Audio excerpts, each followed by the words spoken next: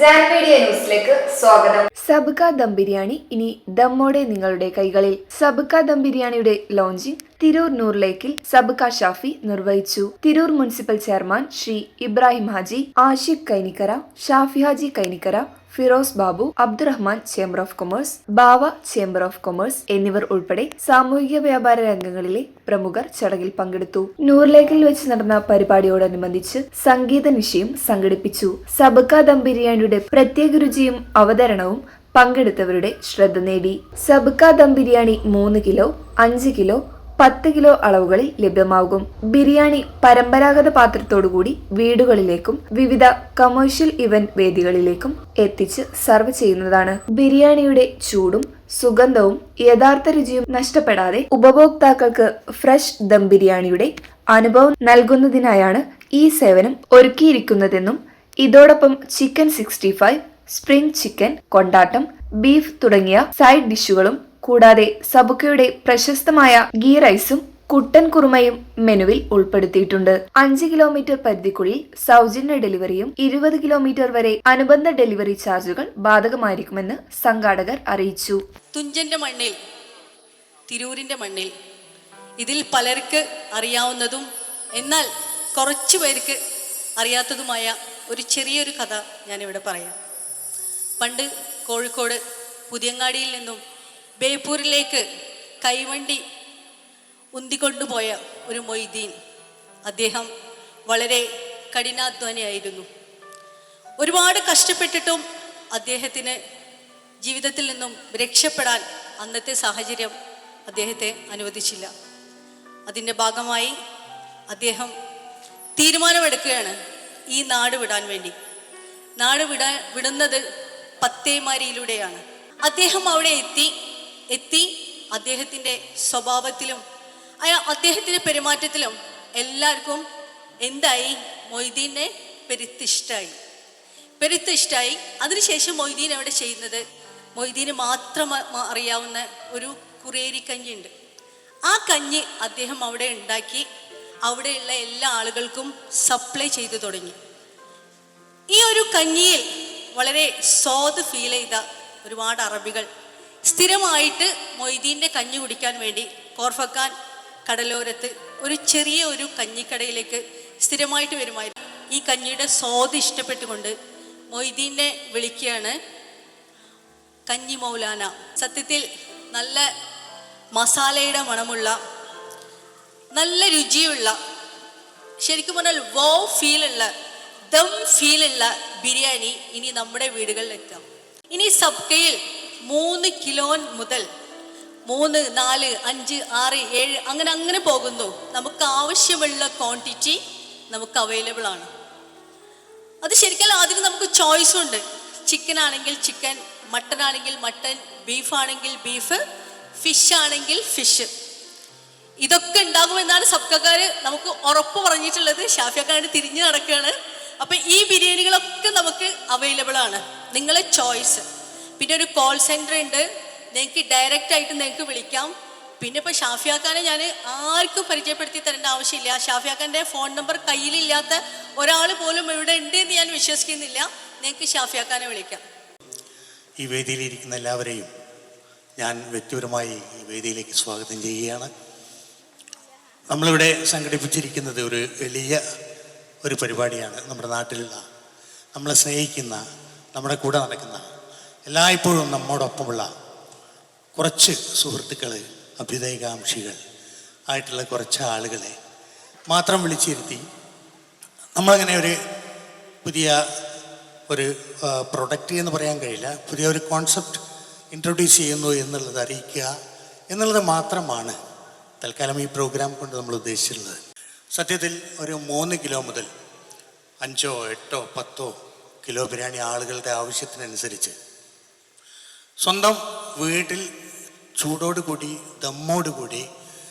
ദമ്മ് പൊട്ടിക്കാതെ ചെമ്പ് നേരെ കൊണ്ടുവന്ന് ഡെലിവറി തരികയും പിന്നീട് നമ്മളത് ഫങ്ഷൻ കഴിഞ്ഞ് തിരിച്ചെടുക്കുകയും ചെയ്യുന്ന ഒരു കൺസെപ്റ്റ്. അത് കുറച്ച് പ്രയാസകരമായിട്ടുള്ള പണിയാണ്. പക്ഷേ എന്നിരുന്നാലും നമ്മുടെ പ്രിയപ്പെട്ട നമ്മുടെ കസ്റ്റമേഴ്സിന്, നമ്മുടെ നാട്ടുകാർക്ക് സബ്കയുടെ ബിരിയാണി കഴിക്കാൻ ആഗ്രഹമുണ്ടെങ്കിലും അതിൻ്റെ യഥാർത്ഥ രുചിയും അതിൻ്റെ യഥാർത്ഥ പിന്നെ അതുകൊണ്ട് ഉദ്ദേശം അവരുടെ അതിന് ഫീലിങ്ങും. നിങ്ങൾക്ക് എല്ലാവർക്കും അറിയുന്ന പോലെ തിരൂരിനെ ജനകീയനാക്കിയ ഒരു ചെയർപേഴ്സൺ കൂടിയാണ്.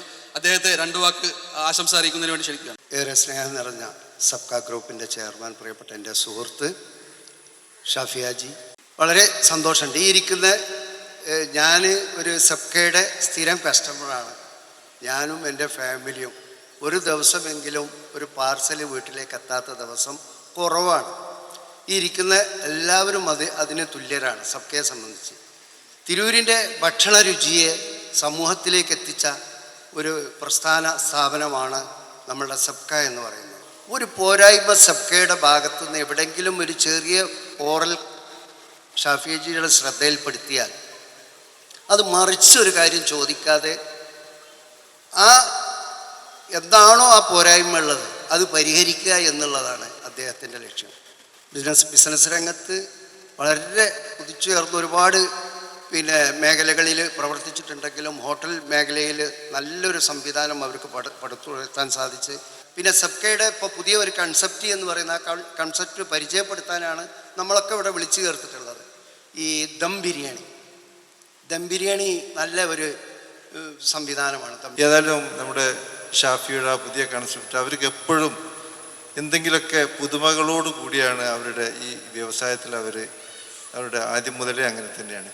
ഏതാണ്ട് 50 വർഷത്തിൻ്റെ മേലെ തിരൂര് ഹോട്ടൽ വ്യവസായ രംഗത്ത് വളരെ വിശ്വസ്തയോടും സത്യസന്ധതയോടും. 967 സബ്ക തുടങ്ങുന്നത് ദുബായിലെ കോർഫുഖാനിലാണ്. 976 സബ്ക തിരൂരിൽ പ്രവർത്തനം ആരംഭിക്കുന്നത്. 972 പരേതനായ KPA മൊയ്തീൻ കുട്ടി ഹാജി, ക്രസൻറ്റ് മുഹമ്മദ് ഹാജി ഉൾപ്പെടെയുള്ള ഇവിടെ സാന്നിധ്യത്തിൽ ആണ് ബുഷ്ര ഹോട്ടൽ തുടങ്ങിയത്. അതാണ് പ്രിയപ്പെട്ട മൊയ്തീൻ ഹാജി 976 വാങ്ങി. സബ്ക എന്ന് പറയുന്നത് കോർഫുഖാനിലെ പേര് കേട്ട ഒരു ഹോട്ടലാണ്. ഇവരുടെ ഈ നൂതന കൺസെപ്റ്റായ എല്ലാ വീടുകളിലേക്കും എത്തിച്ചു തരുന്ന ഈ ദം ബിരിയാണി കൺസെപ്റ്റിന് എല്ലാവിധ ആശംസകളും നേരുന്നു. വലിയ രീതിയിൽ ഈ ടീം സബ്ക ഗ്രൂപ്പ് വിജയത്തിലേക്ക് എത്തണമെന്ന് പ്രത്യേകം ദൈവത്തോട് പ്രാർത്ഥിച്ചുകൊണ്ട് തിരൂരിൻ്റെ ഏതൊരു വ്യാപാര പട്ടണമായാലും അതിനെ ഉയർത്തുന്നത് കുറച്ച് ഷോപ്പുകളാണ്. അതിൽ തിരൂരിൻ്റെ പട്ടണം ഉയർത്തൽപ്പെട്ട ഏറ്റവും അധികം സംഭാവന നൽകിയിട്ടുള്ള ഒരു സ്ഥാപനം തന്നെയാണ് സബ്ക ഹോട്ടൽ എന്ന് പറയുന്ന നമ്മുടെ കഞ്ഞി മൗലാനയുടെ മക്കളായ ഷാഫിയാക്കയും ഒമാലിയും റഫീഖും മുസ്തഫയും എല്ലാം അടങ്ങുന്ന ഒരു സഹോദര ബന്ധത്തിൻ്റെ ഒരു കെട്ടുറപ്പ് കൂടിയാണ്. ഈ കാലത്ത് നമ്മളുടെ സഹോദരങ്ങളൊക്കെ അന്യം നിന്ന് പോകുന്ന അല്ലെങ്കിൽ കൂടുതലായിട്ടൊന്നും ഒതുങ്ങാത്ത സമയത്ത് ഇവരുടെ ഈ കുടുംബ കെട്ടുറപ്പ് അത് മറ്റുള്ളവർക്ക് വേണ്ടി ഒരു ഒരു പ്രചോദനം തന്നെയാണ്. ജില്ലയിൽ തന്നെ ആളുകളെ ഇങ്ങോട്ട് നമ്മളെ ടൗണിൽ അടുപ്പിക്കുന്ന ഒരു സ്ഥാപനത്തിൽപ്പെട്ട പല സ്ഥാപനങ്ങളും ഉണ്ട്. എന്നാലും അതിൽ ഏറ്റവും കൂടുതൽ നല്ല രീതിയിൽ പ്രവർത്തിക്കുന്ന ഒരു സ്ഥാപനം തന്നെയാണ് ഈ സബ്ക ഹോട്ടൽ എന്ന് പറയുന്നത്. 73 കാലഘട്ടത്തിൽ വാപ്പിയും അവരുടെ കൂട്ടത്തിലൊക്കെ ഇത് തുടക്കത്തിൽ ഇതിനു വേണ്ടി പരിശ്രമിച്ചാണ് വാപ്പുക്ക നമ്മളെ കൊണ്ടോട്ടിയുള്ള. അത് കഴിഞ്ഞതിന് ശേഷമാണ് അൽഹംദുലില്ലാ എൻ്റെ പ്രദേശമായ അഷറഫിനും കൂട്ടർക്ക് ഇത് ഹാൻഡ് ഓവർ ചെയ്യുന്നത്.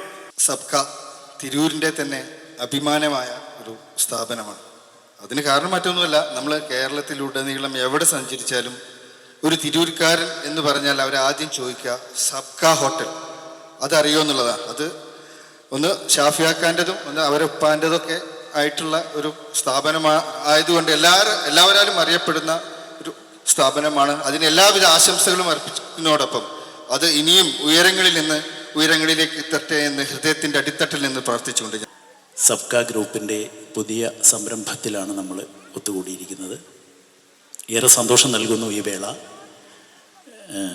പലരെയും പോലെ തന്നെ ഷാഫിയുമായിട്ടും കുടുംബാംഗങ്ങളുമായിട്ടൊക്കെയുള്ള ഷാഫിയുമായിട്ടൊരു 2029 വന്നാൽ ഒരു 50 കൊല്ലത്തെ ബന്ധം. അതായത് ദേവദാർ ഹൈസ്കൂളിൽ ഞാൻ 10 പഠിക്കുമ്പോൾ ഷാഫി 8-ലാണ്.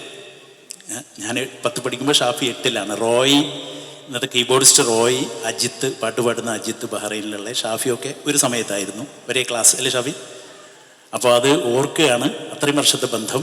ഒരുപാട് പറയുന്നില്ല, നമ്മൾ പറഞ്ഞത് തന്നെയാണ് ആവർത്തിക്കുക. രുചിയുടെ കാര്യം പറയുമ്പോൾ പലരും പറഞ്ഞു തന്നെയാണ് ഞാനും ആവർത്തിക്കുക. ഏതായാലും TV ആദ്യമായിട്ട് ഒരു ഹോട്ടലിലുണ്ട് എന്ന് ഞാൻ കാണുന്നത് സബ്കയിൽ വെച്ചാണ്. Pan media news, Tirur.